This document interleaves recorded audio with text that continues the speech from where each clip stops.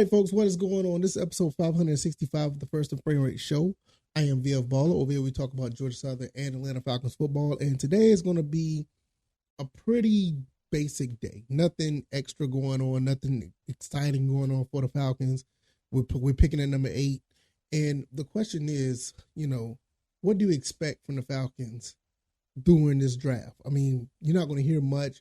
Things are going to start picking up throughout the week, but just a broad question. What are you expecting? We already seen what happened with Aaron Rodgers and the trade to the Jets. They basically swapped first round picks. I think the Jets got off pretty good on that pick or whatever the case may be. The 2024 pick could be a second rounder if Aaron Rodgers, plays 65% of the snaps, which I think he will. I don't see why not. But nevertheless, I think the Jets got off pretty easy. They're not breaking their future with this whole situation. But nevertheless, it's not about them or any other team throughout the season or throughout the league. I may throw a little bit of Georgia Southern in there, but we'll see about how that goes. If this is your first time here, welcome. I can be found on YouTube and Rumble. I'm also on Anchor, Stitcher, Spotify, Apple, Google Podcasts.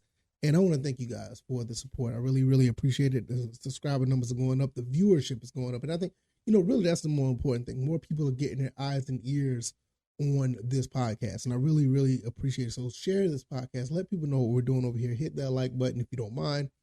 And we're going to get into this. We're going to be picking at number 8. We may move up. We may move back. Depends on who's getting picked or whatever. I already said it on record, just to, not to have any climatic suspense on this episode. I want the Falcons to pick Nolan Smith. Will they pick Nolan Smith?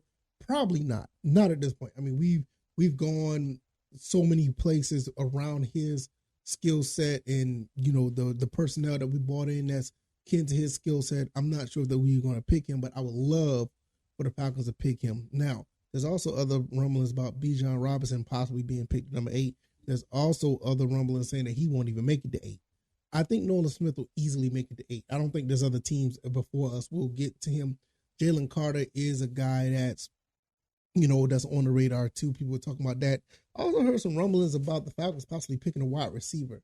And I'm not really sure about that because I don't see any wide receivers worth the top 10 talent this draft. I mean, don't get me wrong. I think JSN out of Ohio State is definitely a phenomenal pick. I think Jalen Hyatt is another one that's a phenomenal pick, but I don't think they're top 10. Maybe late first round grade.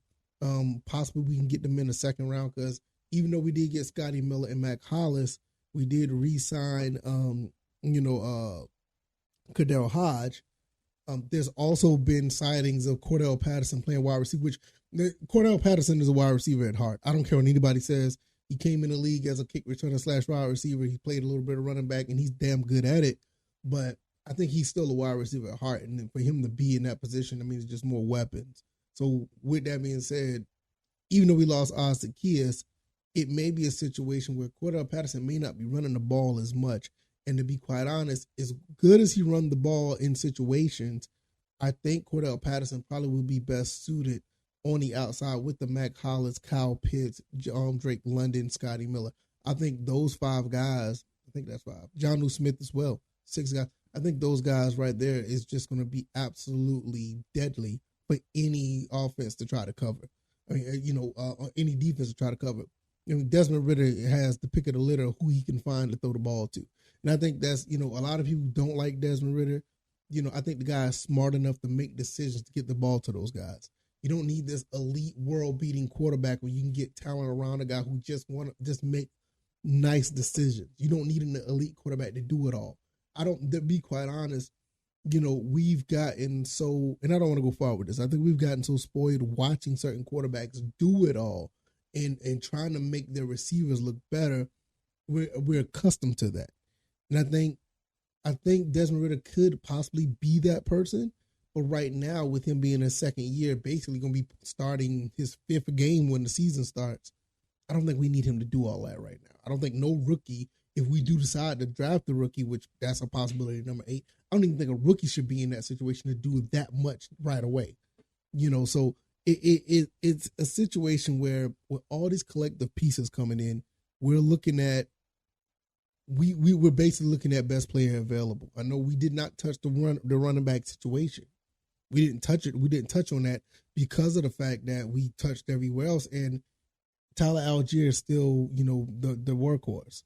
With Cordell Patterson possibly moving out the wide receiver, like we said, I saw the video of him playing or training at wide receiver. Does Caleb Huntley come back? He finished off with an injury that didn't really, he wasn't able to go along with the season. Dame Williams was cut.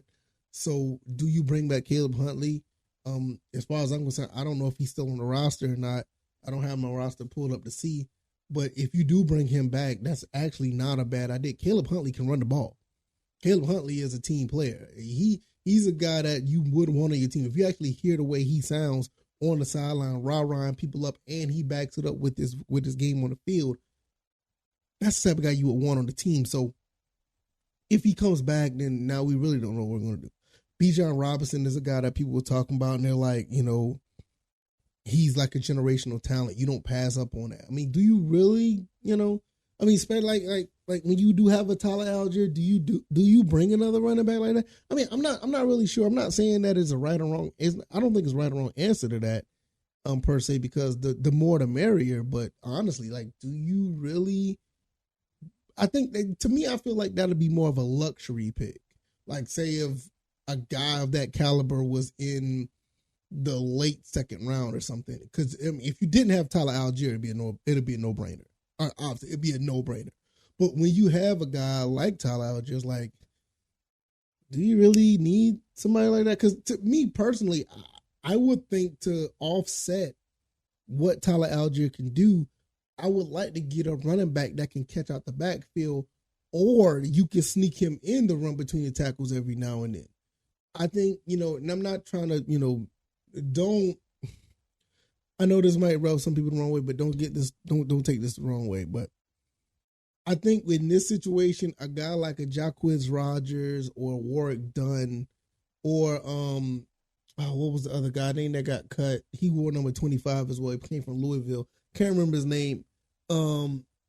Those type of running backs would be perfect to offset what Tyler Algier could do. Kind of like the T.J. Duckett, Warwick Dunn situation. It'd be something like that, but I'm not sure if that's Coach Arthur Smith's philosophy, but I'm not against that. I'm absolutely not against that if we were to go that route. Nevertheless, if everything is on the up and up and everything goes well with this draft, we're going to have a very, very, very stacked team going in. I mean, you got some guys here that's already here that have been signed. You're going to get what I think we got 1, 2, 3. I think we got like 7 or 8 picks in the draft. I think we got up to 9. I can't remember. But nevertheless, you got all those players that's going to come in. And we're going to be able to sign all of them because we still got a good bit of cap space. So you're going to have all these guys coming in, and it's basically you're playing with house money. You look at the NFC South. I mean, I was talking about the NFC South in the other episode. Like, we can easily win the NFC South. We could, right now, based on how things look, we could sweep the NFC South easily. I mean, I know Saints fans going to talk. The Buccaneers don't know what their fans don't know what they're going to do because they got Baker Mayfield. Tom Brady's not there. You got disgruntled players that's ready to leave, want to be traded. And you got Bryce Young, and I still believe that the Panthers are going to pick Bryce Young. You got Bryce Young coming in to this situation, and they don't have DJ Moore. They don't have really a running back. So they do have a decent defense. Don't get me wrong. The Panthers still have a pretty good defense. But when you look at the other 3 teams in the NFC South, we're the ones that's making all the moves. We're the ones that's making the majority of the moves. We're the one that's is putting the team together that's really the best team in the division. And with us picking at number 8, that makes it even better because you know what you're getting with the Panthers.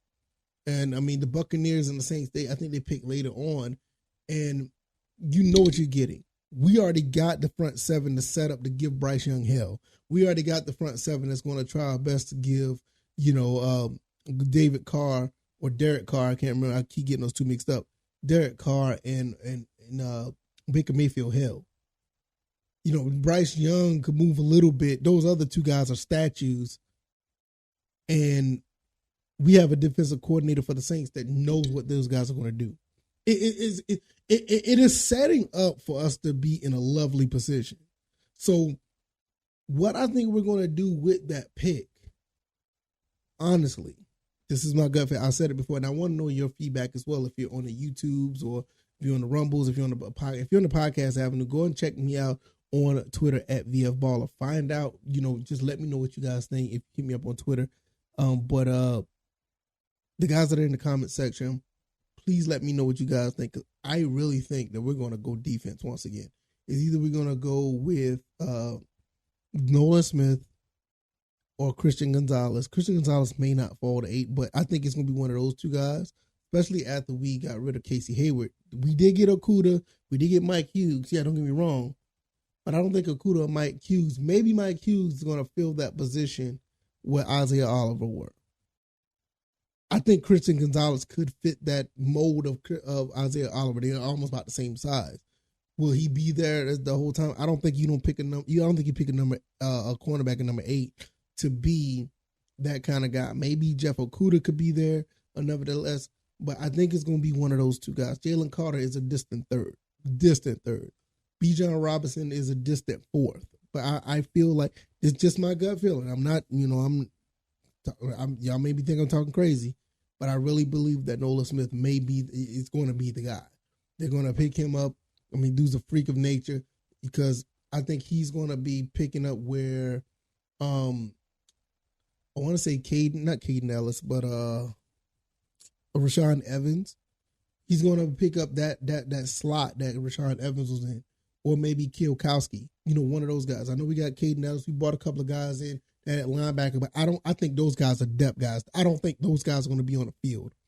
I think it's going to be Troy Anderson, Caden Ellis, and just another linebacker. I can't remember his name. But nevertheless, I think you will probably get a Lorenzo Carter. Those guys, those three's right there. And then you bring in Nolan Smith to be the situational guy, probably end up being your edge rusher on the other side. Calais Campbell leaves after a year. He's going to be filling that spot. Arnold Ebiketie and Nolan Smith on the other side. I think that's where we're going. But like I said, Nolan Smith, Christian Gonzalez, Bijan Robinson, and that's what I said. And Nolan Smith, Christian Gonzalez, Bijan Robinson, Jalen Carter. Those are the 4 I think that we're going to go with. 1, 2, 3, and 4. So that's just what I feel. So let me know what you guys think. I think this team is set up very well, and the draft is setting up very well for them as well. We don't know. We may even move back with it, but if we don't, those are my picks. Let me know what you guys think. If you like this I'm sorry. I was trying to talk too fast. If you like this podcast, hit the like button, subscribe to the channel if you haven't already. Let me know what you guys think. You already know where I stand. I already told you where I stand. This is where I'm going to be at. And hopefully we'll see how it plays out. Either way, there's no winners or losers here. I mean, you're going to have people here that's just going to be negative just to be negative. You still got people ragging on our quarterback. You got some people that are feeling like this team is not all the way it is. Some people are hedging their bets, saying that, the team is Ritter-proof. Like bringing talent to a team is a bad thing, but I don't know what to tell you. I can be found on YouTube and Rumble, also Anchor, Stitcher, Spotify, Apple, Google Podcast, the website, firstandframerates.com. I'm going to get out of here. You guys enjoy the rest of the evening. I really appreciate y'all. I really, really do. All right, y'all. Y'all take it easy, and y'all be blessed. Peace.